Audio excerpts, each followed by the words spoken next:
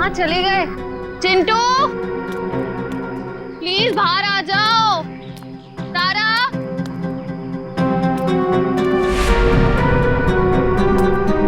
चिंटू, तारा।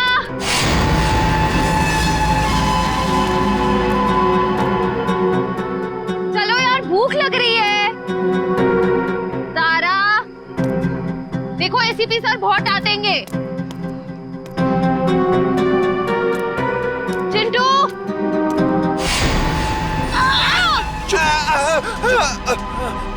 चिंटू, निकल यहाँ से जल्दी। चिंटू,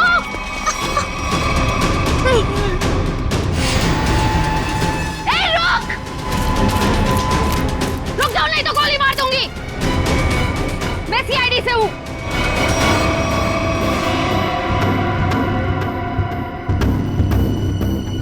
छोड़ दो बच्चों को, नीचे उतारो, नीचे उतार। छोड़ दे। दीदी! ए, रुक! निकल जल्दी। रुक जाओ, चिंटू।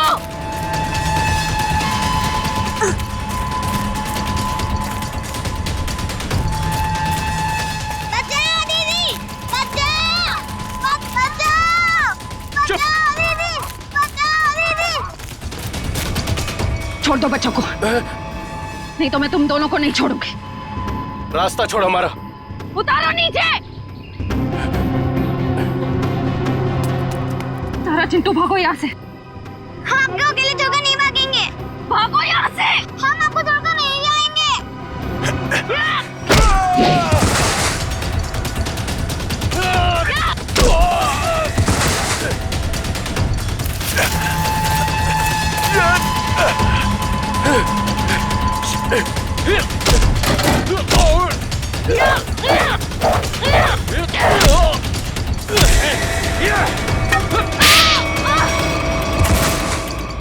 छोड़ उसको, चल यहाँ से। हाँ, चल निकल, जल्दी जल्दी कर।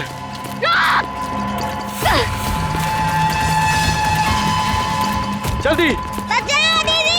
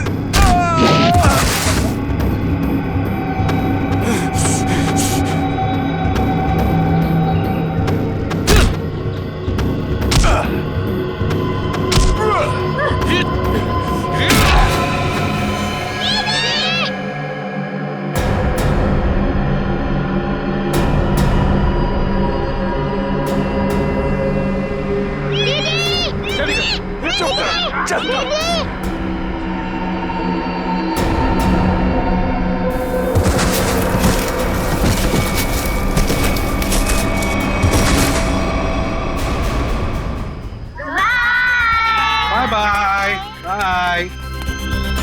नमस्ते। बाय। हाँ? चिंटू और तारा नहीं दिख रहे। चिंटू और तारा दिख नहीं रही, कहाँ गई है? और श्रेया भी दिख नहीं रही है। सर, हाँ? श्रेया मैम जंगल में बॉल ढूंढने के लिए गई हैं, लेकिन अब कहीं नजर नहीं आ रही। इतनी देर तक? काम करते हैं, जंगल में घुसते हैं। हाँ?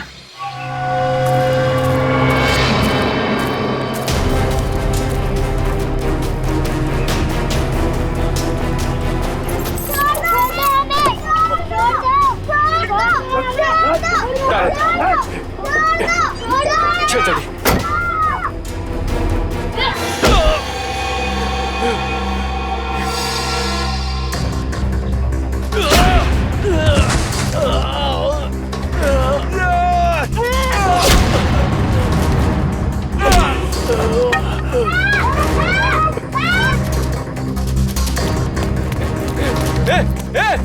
बैग बैग क्या कर रही है? बैग बैग छोड़, निकल यहाँ से। चल जल्दी कर, चल।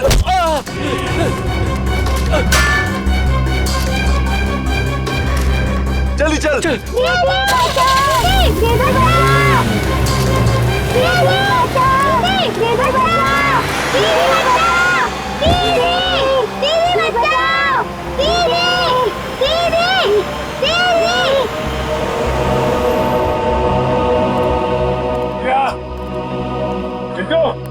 श्रेया, तारा, श्रेया, चिंटू,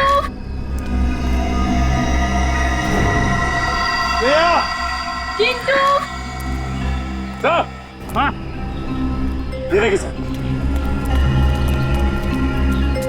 क्या सच? सर यहाँ पे खून की बूंदें पड़ी हुई।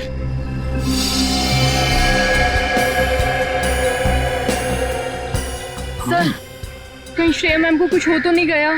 कुछ नहीं होगा श्रेया को, सीआईडी ऑफिसर है वो। देखते ये खून की बूंदें हमें कहां तक ले जाती है।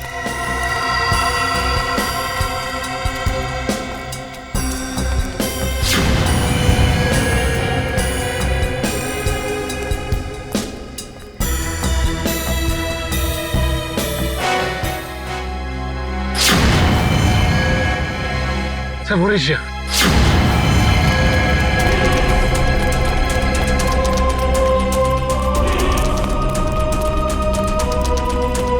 श्रेया मैम, तुम श्रेया, श्रेया,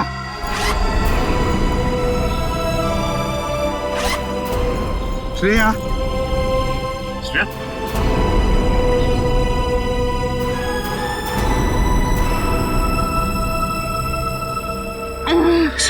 सर क्या हुआ? किसने किया ये? क्या हुआ? ब्रीफकेस। ब्रीफकेस? हाँ सर, कौन सी ब्रीफकेस? वो ब्रीफकेस उधर। सचिन देखो जरा, जा। श्रेया किसने किया ये? बच्चे कहाँ हैं? कहाँ है बच्चे? सर वो सर तारा और चिंटू को दो गुंडे उठाकर लेकर गए थे। तुमने देखा उनको? चेहरे देखे उनके? नहीं सर, उन्होंने मास्क पहने हुए थे। एक व्हाइट कलर की वैन में दोनों बच्चों को उठाकर लेकर गए वो।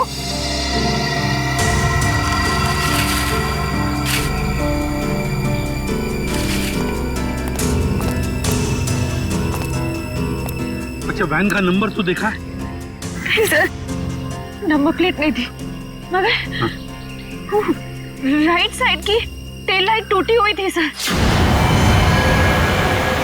रेड रंग की van, right side tail light टूटी हुई थी ना। इशिता जल्दी से सारे चेक नाइट तुलना को फोन करो और इस गाड़ी के बारे में बताओ, सब कुछ डिटेल में बताओ जल्दी।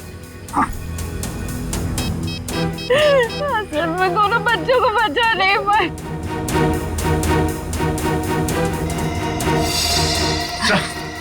हाँ ये रहा वो ब्रीफकेस।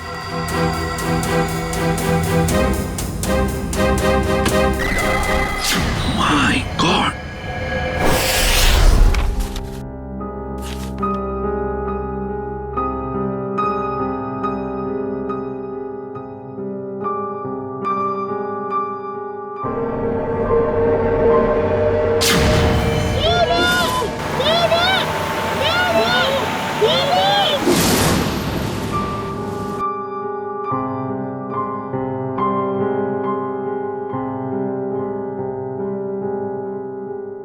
श्रेया मैम, कुछ दिन सेहत का ध्यान रखिएगा। सर पर भी काफी जख्म आया है। ये जख्म तो भर जाएंगे तेरे। बच्चों को भी गुंडों से बचा नहीं पाए। इस बोझ को मैं कभी झेल नहीं पाऊंगी। श्रेया, क्या कर रही हो तुम? ऐसा मत सोचो, उन बच्चों को हम बहुत जल्द ढूंढ निकालेंगे। और फिर तुमने वो ब्रीफकेस छीन लिया हाथ से उसके। एक बार डॉक्टर साड़ू के उस ब्रीफकेस से कोई सॉलिड सबूत निकाल लें, उन बच्चों तक हम बहुत जल्दी पहुंच जाएंगे। डॉक्टर साहब, कुछ मिला क्या? किसी औरत का हाथ है, हाथ पर मेहंदी लगी हुई है और नाखूनों पर नेल पॉलिश। डॉक्टर साहब ये सब हमें पहले से पता है, कोई खास डिस्कवरी हो तो बताइए। हाँ है ना, लगता है इस औरत ने हाल फिलहाल में ही मेहंदी लगाई है, क्योंकि मेहंदी का रंग बहुत गाढ़ा है। ये डिस्कवरी है? अरे ये सब पहले से पता है सर, कुछ और अभी नहीं पता लग सकता यार, मजाक है क्या सब कुछ यार? पहले इस हाथ को लेबोरेटरी में भेजो, फॉरेंसिक लैब में, वहां पर डीएनए टेस्टिंग होने दो, उसके बाद पता लगेगा ना यार।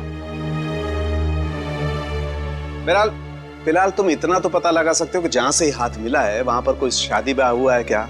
ये पता लगाने के लिए मैं वंश को पहले ही भेज चुका हूँ। वेरी गुड, बहुत अच्छा किया। तो अभी मैं भी चलता हूँ, और हाँ, अगले 12 घंटे तक मेरी लैब में कोई मुझसे कुछ पूछने के लिए नहीं आएगा, अंडरस्टैंड? ठीक है सर, नहीं पूछेंगे। जब तारिका जी है तो आपसे क्यों पूछें? ये डॉक्टर साहब कमाल है, गुस्सा बस नाक पे रखता है इनके। सर मुझे तो लगता है उन बच्चों ने शायद जुर्म को होते हुए देख लिया, तभी तो वो गुंडे उन्हें अपने साथ ले गए।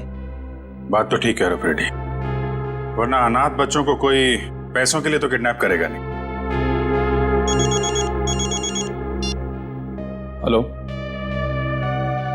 क्या नहीं गुजरी? ओके ठीक है, श्योर, थैंक यू। क्या हुआ? सर उस टोल नाके से अब तक कोई ऐसी गाड़ी गुजरी नहीं है जिसकी एक टेल लाइट टूटी हुई हो। अच्छा सर, कहीं ऐसा तो नहीं कि उस गाड़ी वाले ने लाइट को रास्ते में ही रिपेयर करवा दिया हो? बच्चों को गाड़ी में रख के वो लोग रास्ते में गाड़ी रोकने की गलती नहीं करेंगे। शायद उनका अड्डा आसपास ही है, जहां जाने के लिए टोल नाके से गुजरने की जरूरत नहीं पड़ती। सर उस इलाके के पास एक हवेली है जहां पिकनिक के दौरान सगाई का फंक्शन चल रहा था। सगाई का फंक्शन? फिर तो हो सकता है ये हाथ उस सगाई के फंक्शन में से ही किसी लड़की का हो। जी हाँ, कल रात हमारी भतीजी प्रियंका की सगाई थी। फिर तो काफी लोग आए होंगे यहाँ। जी नहीं, सिर्फ परिवार वाले थे। सारे परिवार वाले अभी यहाँ पर हैं? हाँ, सिवाय प्रियंका के। आप? मैं प्रियंका का मंगेतर डॉक्टर रमन। रमन जी, प्रियंका क्यों नहीं है? वो दीदी इस वक्त अपने कमरे में सो रही हैं। देखिए हमारा उनसे मिलना बहुत जरूरी है। पर बात क्या? रमन जी, आप हमें सिर्फ उनका कमरा दिखा दीजिए प्लीज। आइए चलिए।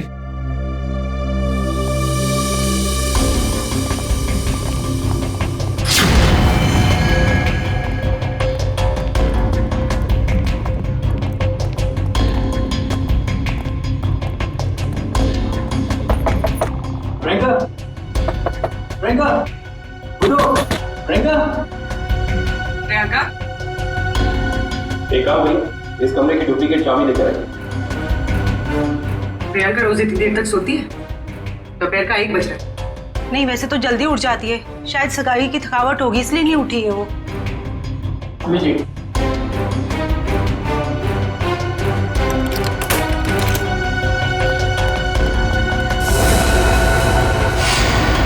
प्रियंका, प्रियंका, प्रियंका का हाथ कहाँ गया? प्रियंका, प्लीज अब हाथ चलिए, sir please. Sir, she is dead. जिस बात का शक था वही हुआ।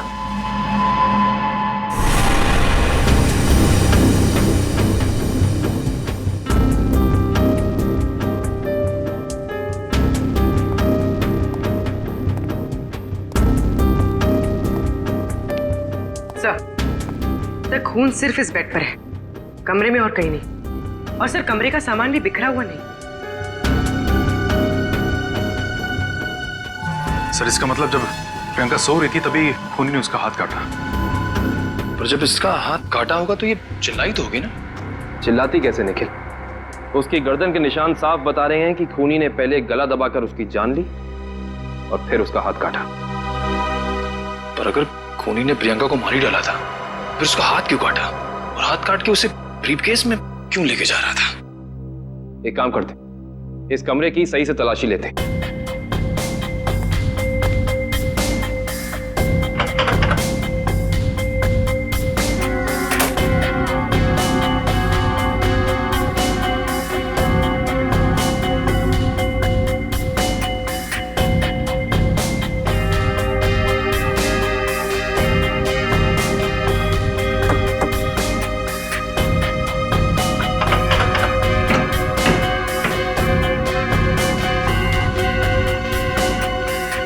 कमाल है, सारी खिड़कियां बंद हैं, दरवाजा बंद है, तो खूनी इस कमरे में आया कहां से? हाँ और कोई खुफिया रास्ता भी नहीं है यहाँ पर। बाथरूम की खिड़की इतनी छोटी है कि कोई इंसान उसमें से अंदर आ ही नहीं सकता। इसका मतलब खूनी जो कोई भी है वो अंदर का ही है। वो चुपचाप दबे पांव कमरे में आया, खून किया, फिर आराम से चला गया। आज ही मैंने उसे अपने क्लिनिक से कई बार फोन किया और उसने फोन पिक नहीं किया। मुझे उसी समय समझ आना चाहिए था। नियति को कौन बदल सकता है? किसी का खून होना नियति की बात नहीं, बल्कि जुर्म होता है। अब ये बताइए कि इस कमरे में सगाई के बाद प्रियंका से मिलने कौन कौन आया था?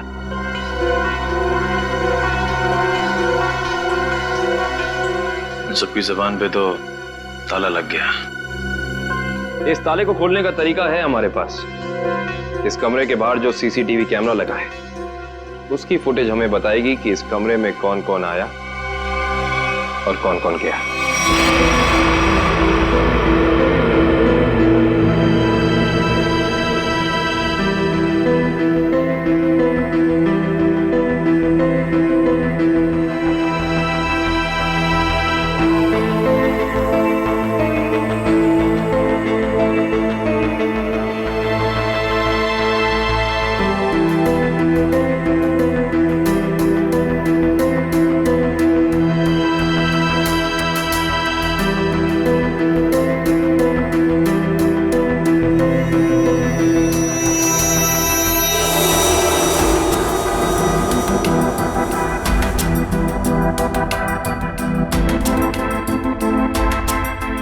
फॉरवर्ड करना पूरी।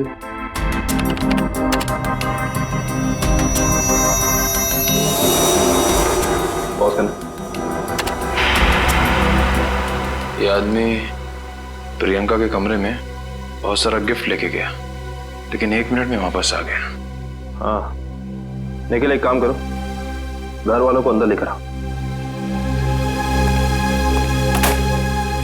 अब लोग प्लीज थोड़ा अंदर आइए।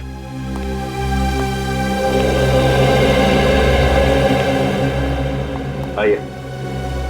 आप लोग इस आदमी को जानते हैं? ये हमारे होटल का मैनेजर है। अच्छा, पहले तो दिखा नहीं। मैनेजर को लेकर आना। Yes sir.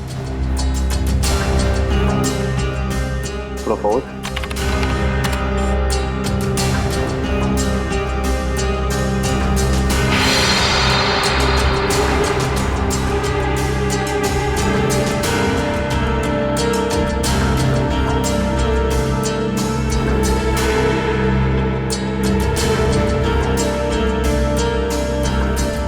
वो भी थोड़ा फॉरवर्ड कर।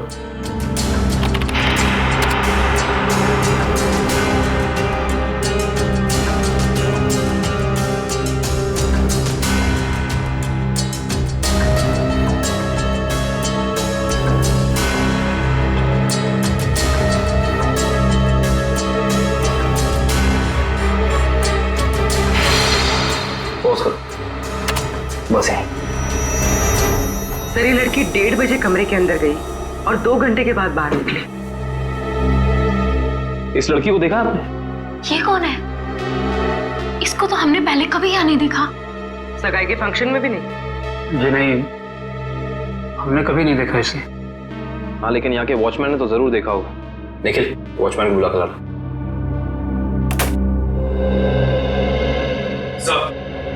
सब जगह देख लिया मगर मैनेजर कहीं मिला नहीं सर। मिला नहीं? सुबह तो यही था, शायद मार्केट गया होगा सब्जी लेने के लिए। कमाल है, पहली बार सुन रहा हूँ कि इतने बड़े होटल का मैनेजर बाहर सब्जी लेने जाता है। ये इस होटल के वॉचमैन का नाम है रिंकू। रिंकू जी, इस होटल के मैनेजर को तुमने यहाँ से बाहर जाते हुए देखा था? नहीं सर। इस लड़की को देखा था? हाँ सर, ये तो वही लड़की जो कल रात प्रियंका मैम से मिलने आई थी। क्या कोई भी अरे घर आएगा प्रियंका से मिलने और तुमने अंदर जाने दिया? नहीं साहब, हमने पहले प्रियंका मैम को फोन किया उनके रूम में, उन्होंने बोला आने दो, तो हमने आने दिया। इसका मतलब प्रियंका इस लड़की को जानती थी और आप लोग कह रहे हैं कि आप इस लड़की को जानते नहीं। रिंकू एक बात बताओ, ये लड़की कल होटल अपनी गाड़ी से आई थी या फिर? सर ये लड़की टैक्सी से आई थी। टैक्सी? उस टैक्सी का कोई नंबर रिकॉर्ड किया तुमने, कहीं लिखा कुछ? हाँ साहब, मैं होटल के अंदर जितनी भी टैक्सी आती है उनका नंबर लिख के रखता हूँ रजिस्टर पे। ये फोटो ध्यान से देखो, ये लड़की कल रात तुम्हारी टैक्सी में बैठी थी। आप लोग कौन? हम लोग सीआईडी से। सीआईडी साहब, मुझे तो इस पे पहले से ही शक था कि लड़की में कोई गड़बड़ है। क्यों, क्या हुआ? ये लड़की 1 बजे रात को अकेली हमारी टैक्सी में आके बैठ गई और कहने लगी मुझे कुंदन नगर हवेली पे छोड़ दो। अच्छा, फिर क्या, मैंने उसे कह दिया कि वापसी के भी भाड़े देने पड़ेंगे। और वह तैयार हो गई? क्यों? मान तो गई, लेकिन हवेली पे जाने के बाद उसने कहा कि थोड़ी देर इंतजार करना पड़ेगा और 2 घंटे लगा दिए। और 2 घंटे के बाद उधर से वो दौड़ती हुई चली आई और मुझे कहा कि चलो। मैंने पूछा कहाँ, तो बोली कलानगर म्यूजियम पे। कलानगर म्यूजियम? सर, इतनी रात को तो ये म्यूजियम बंद रहता है ना? हाँ सर, मैंने यही उनसे पूछा, पर उन्होंने कहा तुम अपने काम से काम रखो। काम से काम तो अब सीआईडी रखेगी। कलानगर म्यूजियम?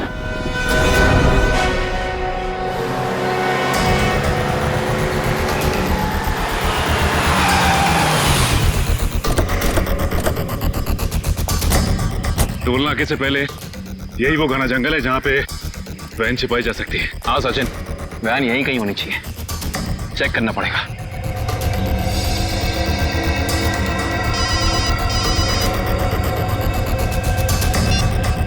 कितनी बार कहा है तुम लोगों को कि कोई गलती नहीं होनी चाहिए, मगर तुम सब लोग निकम्मे हो, निकम्मे। बॉस, हमारी तरफ से तो सब सही जा रहा था, पता नहीं ये बच्चे अचानक कहां से आ गए। हमें कुछ समझ में नहीं आया, इसलिए हम बच्चों को उठाकर हमारे साथ में ले आए। तो मुझसे क्या चाहते हो? उन बच्चों को अपनी पीठ पर बिठाकर घोड़ा घोड़ा खेलूं? एक काम करो, आग लगा दो उस वैन को। बच्चों के साथ ही ना रहेगा बांस, ना बजेगी बांसुरी। क्या बच्चों को जला दूं? सुना नहीं मैंने क्या कहा? हाँ बॉस। एक से बढ़कर एक बेवकूफ पाल रखे हैं मैंने। चिंटू, हमें कुछ करना आएगा, वरना पता नहीं ये बुरे अंकल हमारे साथ क्या करेंगे। इस आदमी के सीने में दिल है या पत्थर? कितनी आसानी से कह दिया कि बच्चों को जला दे। अरे तो हम कौन से महात्मा हैं? बॉस ने कहा है तो कर देते ना। चल ठीक है।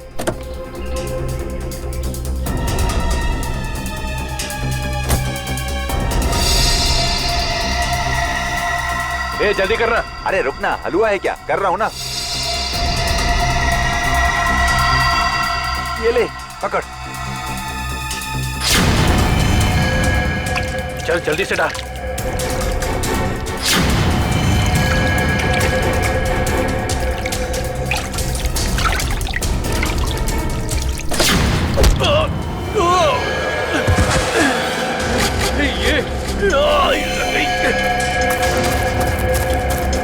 अरे भाई, अरे बच्चे चल उस तरफ भागे, चल।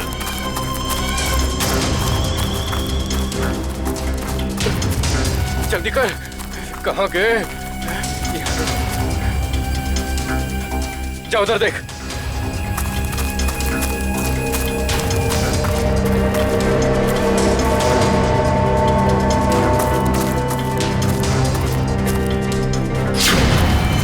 अरे वो देख, वो रहे, पकड़। चल चल चल जल्दी।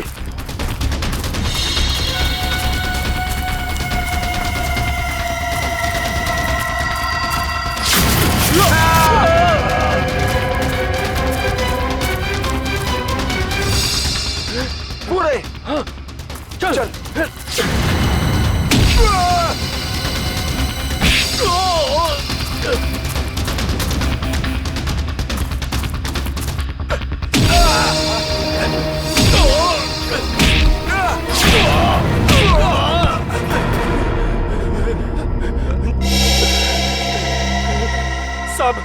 साहब, हमने जो कुछ भी किया पैसे के लिए किया साहब।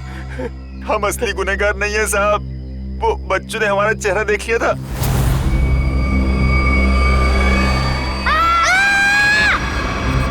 इसलिए हम उन्हें अपने साथ उठा लाए।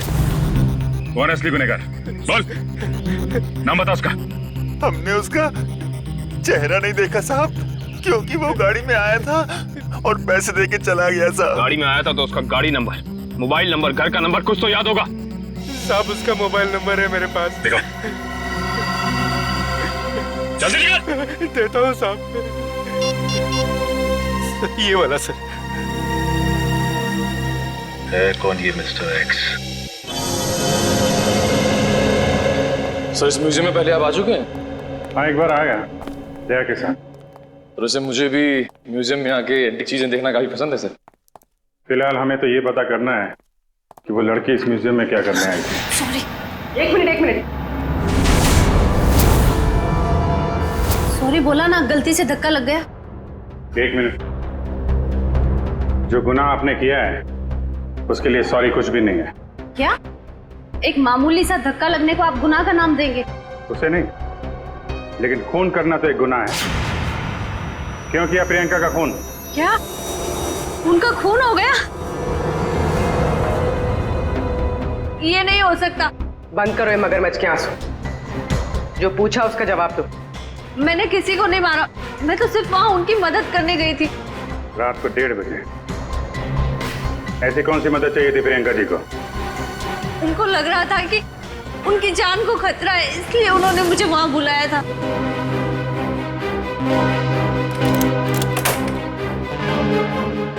थैंक गॉड तुम आ गई। मगर हुआ क्या? इतनी रात गए बुलाए, क्या हुआ? कुछ तो बताओ, क्या हुआ? तुम इतनी टेंस क्यों नजर आ रही हो?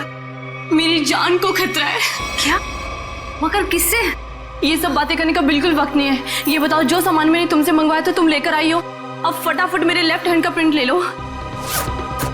Do it fast.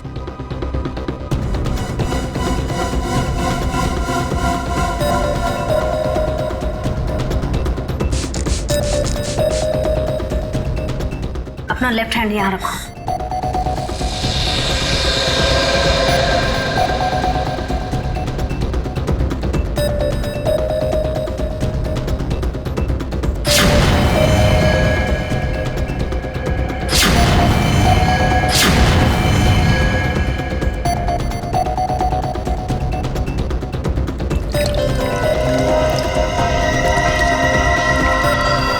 देखो, अभी तक तुमने मेरी बहुत मदद की है। मेरा एक और काम कर दोगी प्लीज? काला नगर के म्यूजियम में जाके ये हैंडप्रिंट और अंगूठी मिस्टर सुमेश को जाकर दे देना प्लीज। पर ये सब क्यों? ये सब मैं तुम्हें अभी नहीं बता सकती। तुम अभी जाकर म्यूजियम में मिस्टर सुमेश को मिलोगी। जी राजकुमारी जी। और सुनो, काम हो जाने के बाद ये अंगूठी मेरे सिवाय किसी को मत देना। अगर मुझे कुछ हो जाए तब भी नहीं, ओके?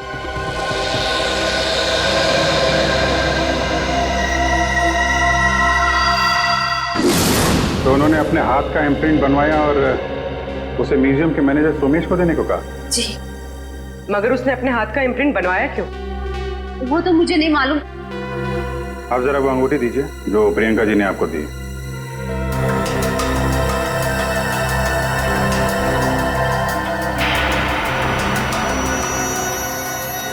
ये तो काफी अनमोल लगती है। सर ये अंगूठी, वो कटा हुआ हाथ, ये म्यूजियम, सर कुछ समझ में नहीं आ रहा है। इसका जवाब तो अभी ये मैनेजर सोमेश जी देंगे। ये बहुत प्रसिद्ध और पुरानी पेंटिंग है। राजा रवि प्रताप ने इसे बनवाया था। इस तरह की कलाकारी करने का उसे बहुत शौक था। Mister Somesh. Yes. CID. CID? क्या बात है सर? जरा इधर आइए, आपसे कुछ बात करनी थी। कीजिए ना सर, मुझसे कोई गलती हुई क्या? नहीं, वो बात नहीं है।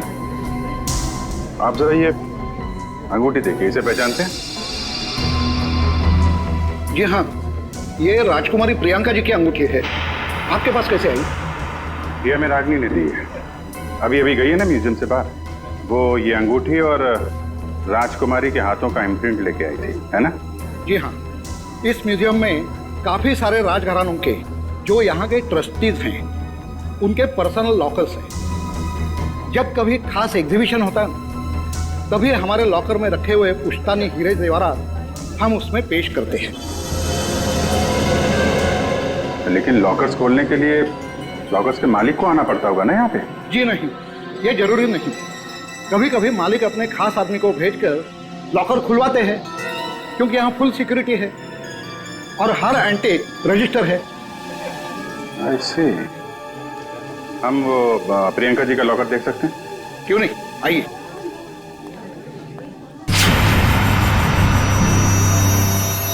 ये रहा उनका खास लॉकर। प्रियंका जी के हाथ का इम्प्रिंट इसका पासपोर्ट था। सर इसलिए प्रियंका का हाथ? क्या हुआ? नहीं कुछ खास नहीं। आप ये बताइए अभी इसका पासवर्ड, नया पासवर्ड क्या है? सॉरी सर, ये तो कॉन्फिडेंशियल है, मैं नहीं बता सकता। ये आपको बताना पड़ेगा क्योंकि प्रियंका का खून हो गया है। और? जी हाँ। और खूनी तक पहुंचने के लिए हमारा ये जानना बहुत जरूरी है कि इस लॉकर में क्या है और प्रियंका ने अपना पासवर्ड जल्दबाजी में क्यों बदला। प्लीज। आपके पास जो अंगूठी है यही नया पासवर्ड है। अंगूठी? ये पासवर्ड है? जी हाँ। आप जरा ये लॉकर खोलिए।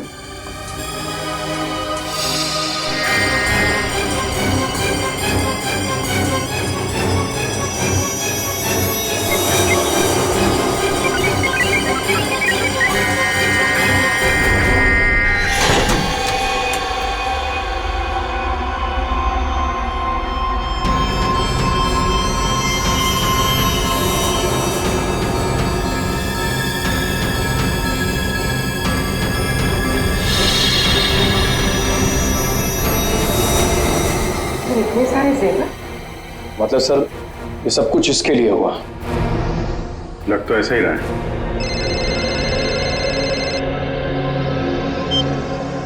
हाँ बताओ।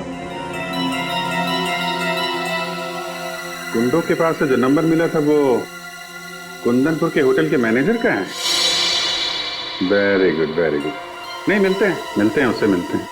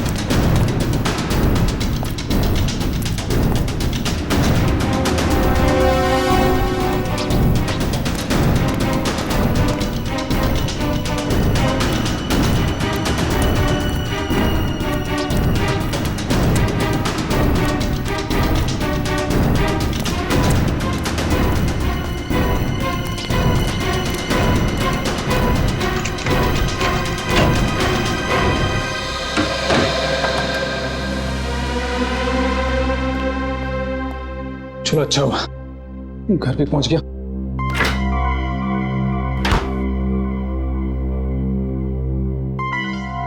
किसी ने देखा भी नहीं सिवाय हमारे सीआईडी। हाँ सीआईडी। चल बैठ। बोल, राजकुमारी का खून क्यों किया तूने? मैंने राजकुमारी को नहीं मारा सर, मैंने तो जो किया वो उसके कहने पे किया। किसके कहने पे किया? पता नहीं सर, मुझे तो एक पर्ची मिली थी, उस पे लिखा था कि मैं राजकुमारी के कमरे की खिड़की खुली छोड़ दूं। अच्छा, ताकि खूनी कमरे के अंदर जाए, राजकुमारी का खून करे और खिड़की के बाहर से खिड़की बंद, ऑटोमेटिक, किसी को पता भी नहीं चलेगा। जी। अच्छा, उसने तुझे पर्ची दी और तूने काम कर दिया। असली बात बता, क्यों किया तूने? सर वो उसने मुझे धमकी दी थी कि अगर मैंने उसकी मदद नहीं की तो मेरे अतीत के बारे में सबको बता देगा कि मैं जेल गया था। अच्छा, जेल जाके भी सुधरा नहीं है? पर्ची कहाँ है? सर वो तो मैंने फाड़ के फेंक दी। फाड़ के फेंक दी? वो तो फाड़नी ही थी। तुझे एक पर्ची पे धमकी दे दी, तूने इतना बड़ा काम कर दिया, ये हो नहीं सकता। असली बात बता, क्यों किया तूने ये सब? बता। देखिए सर, मैं सच कह रहा हूँ, मुझे कुछ नहीं पता सर। ये ऐसे नहीं मानेगा इसको तो मैं। नहीं, रुको। तुम लोग जरा बाहर जाओ, मैं संभालता हूँ इसको। सर बाहर बहुत पब्लिक है, कहीं बाहर ले चलो। बाहर काम मैं संभाल लूंगा। चल जा।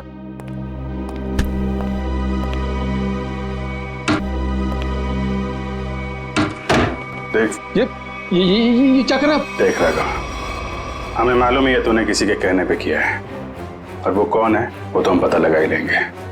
इसलिए तेरा जिंदा रहना कुछ जरूरी नहीं है।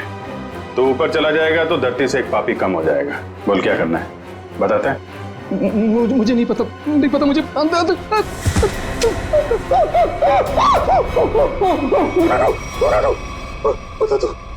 बोल। मुझे 10 लाख रुपए दिए थे उसने। 10 लाख रुपए? आजा भाई, 10 लाख रुपए का चक्कर है। चल, पैसे कहाँ हैं? पैसे दिखा।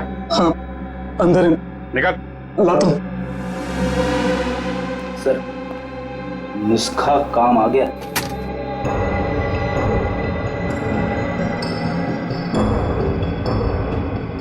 सर, इसमें से तो अजीब सी गंध आ रही है, जैसे हॉस्पिटल में दवाइयों की आती है।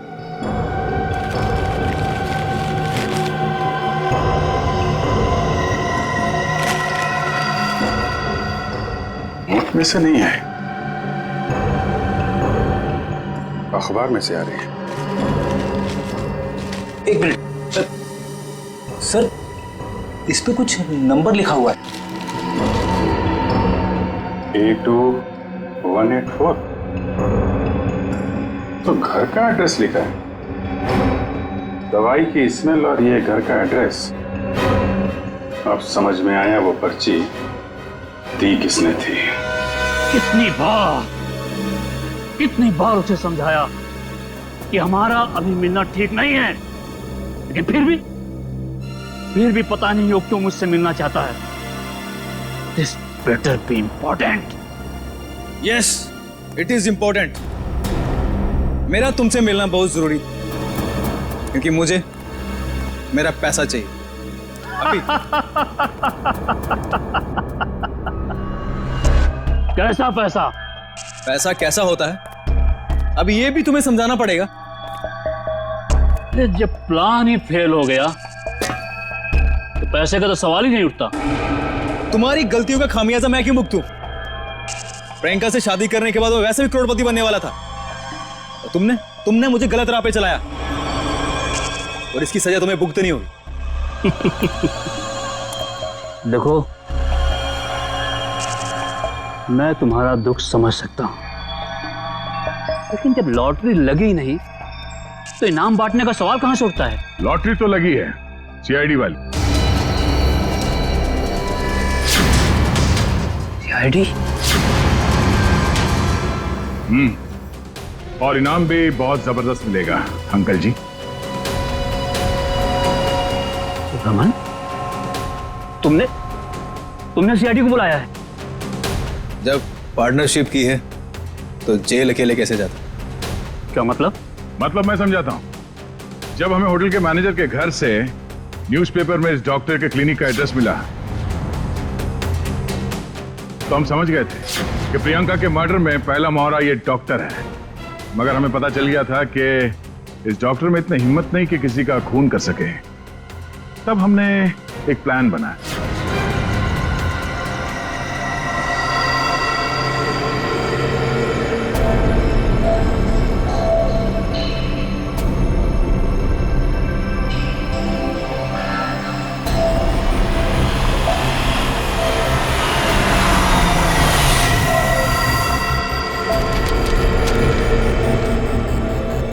तुम्हारा भांडा फूट चुका है। अपनी भलाई चाहते हो तो मुझसे मिलने आओ, वरना सीआईडी को सब बता दूंगा।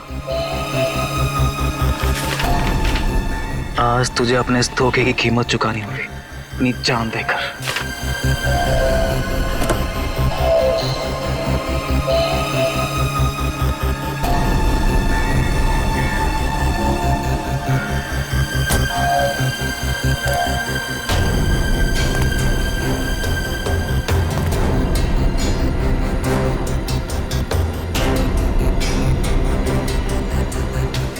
कहाँ हो तुम?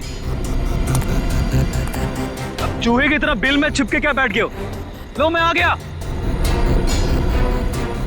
क्या हुआ? डर गए क्या? अब डरने की बारी तुम्हारी है।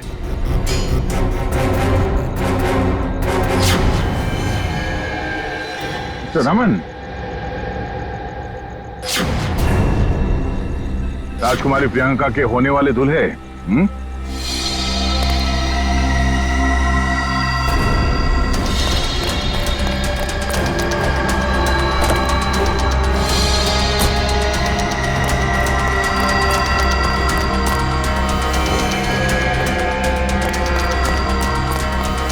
बहुत बड़ा धक्का लगा।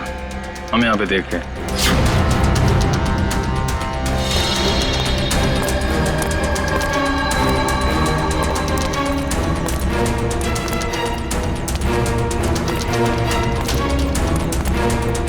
ये चिट्ठी हमने ही भेजी थी। अपनी होने वाली दुल्हन का खून किया तुमने, हिसाब तो देना पड़ेगा।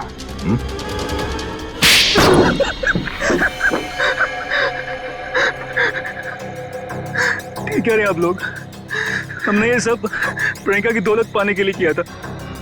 हाँ, और अब फटाफट अपने पार्टनर का नाम बता दे जिसके साथ मिलके तूने ये पूरी खिचड़ी पकाई है।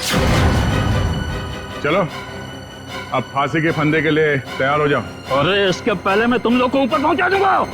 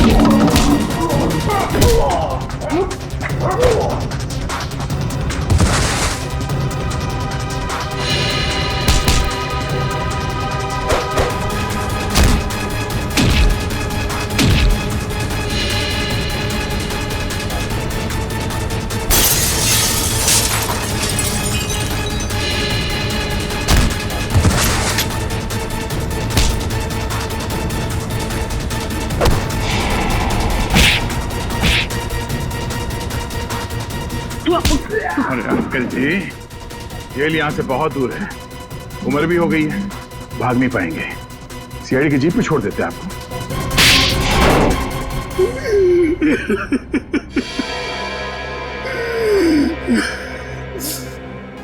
कहने को तो प्रियंका मेरी भतीजी थी, लेकिन भाई साहब की मौत के बाद मैंने ही प्रियंका को पाल पोस कर बड़ा किया, एक बाप का फर्ज निभाया।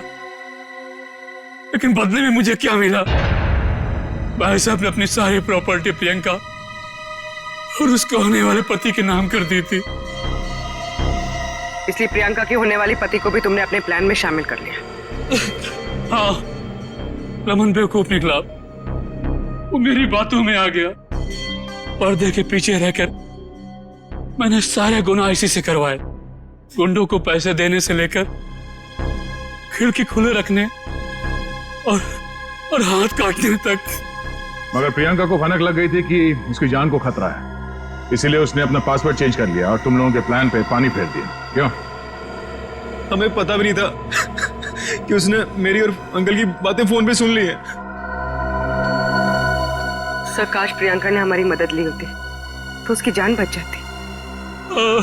वो आई थी मेरे पास ये बताने के लिए कि रमन उसकी जान लेना चाहता है, लेकिन उसे क्या पता था कि इस जुर्म का असली सूत्रधार कौन है। एक बार भी शर्म नहीं आई तुम्हें? अपने स्वार्थ के लिए अपनी भतीजी की जिंदगी उजाड़ दी तुमने। तुम जैसे लोगों के लिए तो फांसी भी कम है।